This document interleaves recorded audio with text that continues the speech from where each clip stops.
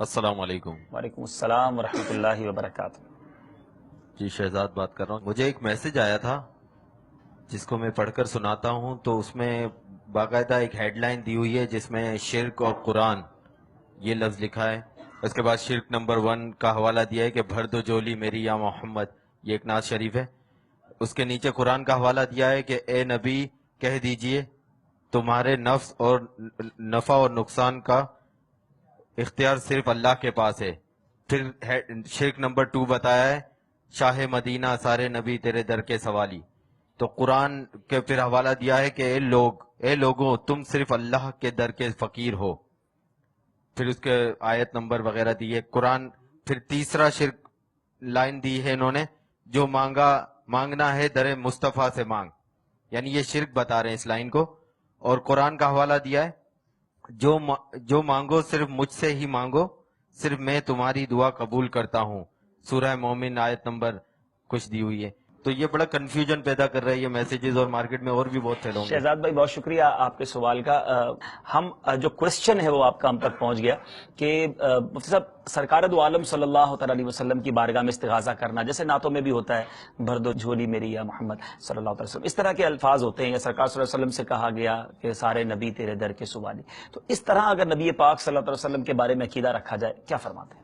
اعلیٰ حضرت علیہ الرحمٰ نے ایک بڑی پیاری بات ارشاد فرمائی ہے، آج لے ان کی پناہ آج مدد مانگ ان سے، پھر نہ مانیں گے قیامت میں اگر مان گیا۔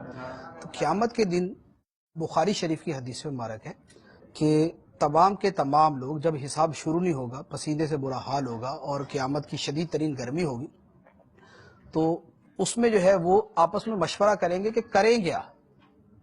اب وہاں ان کو کوئی یہ مشورہ نہیں دے گا کہ چلو جو ہے وہ اللہ تعالیٰ کی بارگاہ میں عرض کرتے ہیں، وہ سارے کہیں گے یا یوں کرتے ہیں۔ آدم علیہ السلام کی طرف جاتے ہیں، ہم سب کے باپ ہیں، تو باپ کو اولاد کے ساتھ ایک بڑا گہرا تعلق ہے، تو ان سے جا کے عرض کرتے ہیں۔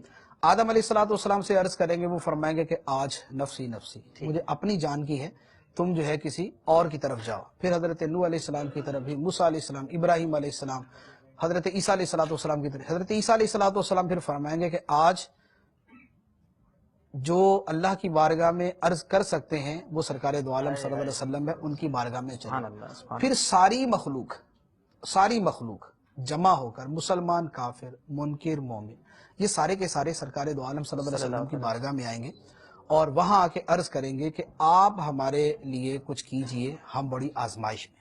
تو سرکار صلی اللہ علیہ وسلم خود فرماتے ہیں کہ پھر میں اللہ تعالیٰ کی بارگاہ میں سجدہ کروں گا اور اللہ تبارک و تعالیٰ مجھے ایسے حمد الہام فرمائے گا جو اس سے پہلے اللہ تعالیٰ نے مجھے نہ بتائی ہوگی۔ تو اس حمد کے ساتھ میں اللہ تعالیٰ کی حمد کروں گا اور اللہ تعالیٰ کی بارگاہ میں عرض کروں گا، تو اللہ تعالیٰ فرمائے گا ارفع رأسک، اپنا سر اقدس اٹھائیے اور آپ کہیے، آپ کی سنی جائے گی۔ آپ دعا کیجئے، آپ کی قبول کیجئے، آپ شفاعت کیجئے، آپ کی شفاعت قبول کی جائے گی، آپ کہیے، آپ کی بات مانی جائے گی۔ پھر سرکار صلی اللہ علیہ وسلم سب کے لیے جو ہے وہ عرض کریں گے، تو اس کے بعد پھر لوگوں کا حساب کتاب شروع ہوگا۔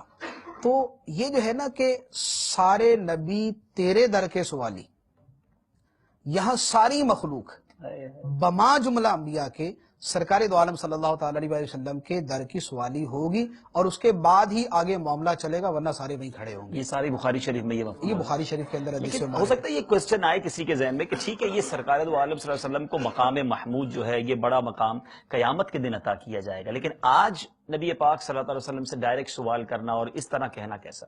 دیکھیں اب یہاں پر عرض یہ ہے، جو اس کا ہیڈنگ بنا کر پیش کیا نا، وہ تو شرک بنا کے پیش کی۔ اب شرک ایسی چیز نہیں ہے کہ قیامت کو حلال ہو جائے گا، دنیا میں حرام ہے، ایسا تو نہیں ہے نا۔ یہ تو نہیں ہو سکتا کہ قیامت کے دن اگر یہ شرک ہے تو اس کا مطلب کسی کو خدا ماننا ہوا نا، خود تبھی شرک ہوتا ہے کہ خدا مانا جائے۔ تو یہ تو نہیں ہے کہ قیامت کے دن معاذ اللہ سرکار صلی اللہ علیہ وسلم کو خدا ماننا جائز ہو جائے گا، اس لیے اس وقت سارے چلے جائیں گے دنیا کے اندر جائز نہیں۔ تو جس ہیڈنگ کے ساتھ اس کو بیان کیا جا رہا ہے اس کے اعتبار سے تو دنیا اور آخرت کسی کے اعتبار سے فرق نہیں ہے۔ کوئی آدمی عالم ارواح کے اندر بھی اگر کسی کو خدا مانتا ہے اللہ کے علاوہ، وہ بھی مشرک ہے، دنیا میں مانے تو بھی مشرک ہے، آخرت میں مانے تو بھی مشرک ہوگا۔ تو یہ اس کی بیس ہی جو ہے نا وہ غلط ہے۔ اب اس سے ہٹ کر کہ ہاں اس کے جواز کی دلیل ہے یا نہیں، تو اس کے جواز کی دلیل جو ہے موجود ہے۔ پوری امت کا ایک تعامل آج تک چلا آ رہا ہے، بڑے بڑے اکابر جو ہے وہ اولیاء کرام، بڑے اکابر ائمہ دین سے جو ہے وہ سرکار دو عالم صلی اللہ علیہ وسلم کی بارگاہ میں عرض معروض کرنا مذکور ہے۔ اب اس کی ایک عام سی آپ کو مثال، یعنی جو بالکل عام فہم ہے وہ سمجھ آئے گی۔ دیکھیں کتاب الحج ہر جو فقہ والے ہیں، فقہ حنفی ہے، شافعی ہے، مالکی ہے، حنبلی ہے، جو مسلمانوں کے درمیان رائج جو مسالک ہیں، ان سب کے اندر حج کے باب کے اندر یہ باب موجود ہوتا ہے، سرکار دو عالم صلی اللہ علیہ وسلم کی بارگاہ کی حاضری۔ سبحان اللہ، سبحان اللہ۔ اس حاضری کے وقت کیا کیا کہنا ہے یہ ہر ایک نے اپنی کتاب میں لکھا ہوا ہے، گویا وہ امام شافعی کا مذہب بھی ہے، امام اعظم کا بھی ہے، امام مالک کا بھی ہے، امام احمد کا بھی ہے۔ ان سب کے اندر یہ ہوتا ہے کہ وہاں پر کہا جائے الصلاۃ والسلام علیکہ یا رسول اللہ، بار بار سلام عرض کیا جائے، اور اس کے ساتھ یہ کہا جائے اسألک الشفاعۃ یا رسول اللہ، یا رسول اللہ صلی اللہ علیہ وسلم میں آپ سے آپ کی شفاعت کا طلبگار ہوں، میں آپ سے آپ کی شفاعت کا سوال کرتا ہوں۔ تو گویا جب جملہ فقہاء کرام اس کو بیان فرما رہے تو اس کا مطلب یہ ہوا کہ امت کا اس بات پر اتفاق ہے کہ سرکار دو عالم صلی اللہ تعالیٰ علیہ وسلم کو عرض کیا جائے، ندا کی جائے، آپ سے شفاعت طلب کی جائے، آپ سے مانگی جائے۔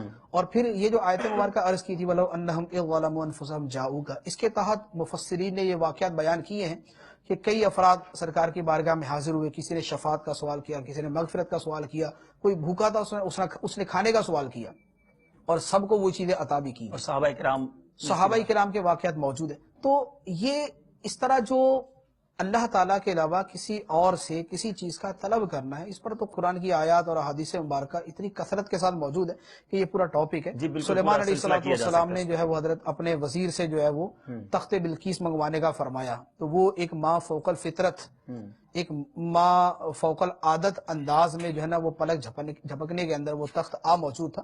تو اس لیے یہ بات جو ہے کہ اس کو بالکل ہی کفر و شرک میں ڈال دینا یہ غلط ہے۔ ایک اور بات جو اسی جو ہے وہ سوال کے اندر بیان کی گئی ہے کہ اے محبوب تم یہ فرما دو کہ میں تو تمہارے نفع نقصان کا مالک نہیں ہوں۔ قرآن پاک کے اندر اللہ تعالیٰ فرماتا ہے اِنَّا أَعْطَيْنَاكَ الْكَوْثَرَ، اے محبوب صلی اللہ علیہ وسلم ہم نے آپ کو خیر کثیر عطا کر دیا۔ کوثر کا ایک معنی خیر کثیر ہے، ایک اس کا معنی حوض کوثر ہے۔ سرکار دو عالم صلی اللہ علیہ وسلم اگر کسی کے نفع کے مالک نہیں ہیں اور حوض کوثر آپ کی ملکیت میں ہے تو یہ حوض کوثر کا پانی کیا نفع نہیں ہے؟ سرکار دو عالم صلی اللہ علیہ وسلم فرماتے ہیں کہ اوتیت الشفاعہ، مجھے شفاعت عطا کی گئی، کیا شفاعت نفع نہیں؟ سرکار دو عالم صلی اللہ علیہ وسلم نے فرمایا مجھے جنت کی چابیاں عطا کی گئی، کیا جنت کی چابیاں جو ہے وہ کیا نفع نہیں ہے؟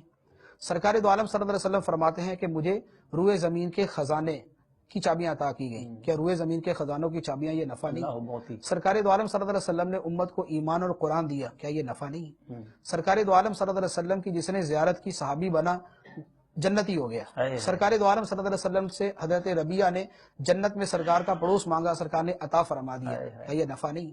عشرہ مبشرہ کو سرکار نے جنت کی بشارتیں دی، کیا یہ ان کا جنتی ہونا نفع نہیں؟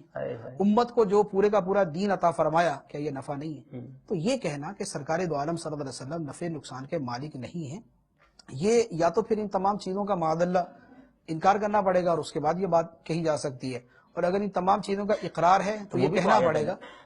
وہ بھی آیت کا ترجمہ ہے جو سرکار صلی اللہ علیہ وسلم قرآن دیکھیں وہ جو ہے اب اس کا کیا مطلب ہے، اس کا محل اس کا جو محمل ہے وہ یہ ہے کہ اللہ تعالیٰ کے دیے بغیر نہ میں تمہیں نفع پہنچا سکتا ہوں نہ میں تمہیں نقصان، اور یہی ہمارا عقیدہ ہے۔ یہ ایک بالکل واضح سی چیز ہے، حقیقی نفع نقصان یہ تمام کا تمام اللہ تعالیٰ کی طرف سے۔ اللہ تعالیٰ نے اب دیکھو خود اللہ تعالیٰ نے ارشاد فرمایا قل اے محبوب تم یہ کہو اللہم مالک الملک تؤتی الملک من تشاء وتنزع الملک ممن تشاء، اے محبوب تم یہ کہو اے اللہ ملک عطا کرنے والے تو جسے چاہتا ہے ملک دے دیتا ہے۔ کیا بات ہے، کیا بات۔ اب جس کو اللہ تعالیٰ ملک دے دیتا ہے وہ نفع نقصان کا مالک بنتا ہے، بن جاتا ہے۔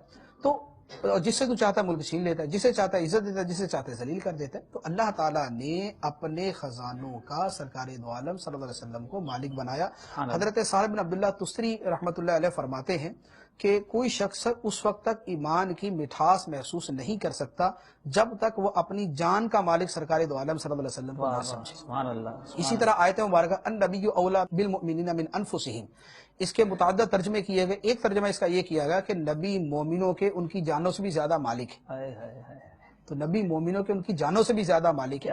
تو یہ نفع نقصان جو ہے یہ اللہ تعالیٰ کی عطا سے، اللہ تعالیٰ کی عطا کے بغیر کائنات میں کوئی شخص ایک ذرے کا مالک نہیں، نہ نفع دے سکتا ہے نہ نقصان دے سکتا ہے۔ اللہ تعالیٰ کی عطا کے ساتھ سرکار دو عالم صلی اللہ علیہ وسلم میں یہ حضرت عیسیٰ علیہ السلام کا واقعہ قرآن پاک میں بیان فرمایا گیا، اندھوں کو بینا کرتے تھے، کوڑیوں کو شفا یاب کرتے تھے، بیماروں کو تندرست کرتے تھے، مردوں کو زندہ کرتے تھے، پرندے کے اندر پھونک مار کے اس کے اندر جان پیدا کر دیتے تھے، یہ قرآن پاک کے اندر بیان کیا گیا۔ حضرت سلیمان علیہ السلام کا جو واقعہ بیان کیا گیا کہ وہاں پر ان کو جو ہے ان کے وزیر نے ایک تخت جو ہے وہ پلک جھپکنے میں لا کر دے دیا، یہ نفع پہنچانا تھا، ٹھیک ہے۔ تو اس طرح کے اور کتنے واقعات جو ہے وہ بیان کیے، نقصان پہنچانا۔ حضرت نوح علیہ السلام نے اپنی قوم کے خلاف دعا کی، ربی لا تذر علی الارض من الکافرین دیارا، اے اللہ روئے زمین پہ کوئی کافر نہ چھوڑنا۔ سیلاب آیا، سارے مر گئے، نقصان پہنچایا یا نہیں پہنچایا؟ ٹھیک۔ موسیٰ علیہ السلام نے فرعون کے خلاف جو ہے وہ دعا فرمائی، ربنا اطمس علی اموالہم واشدد علی قلوبہم فلا یؤمنوا حتی یروا العذاب العلیم، کہ اے اللہ ان کے مال جو ہے وہ بگاڑ دے، ان کے دلوں کو جو ہے نا وہ رعب ڈال دے، اور ان کو عذاب علیم کا جو ہے وہ دکھا دے۔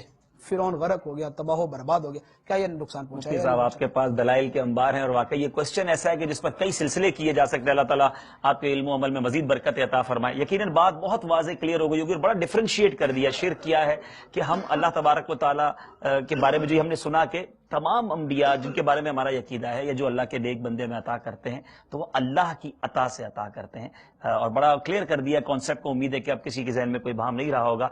پھر ٹاپک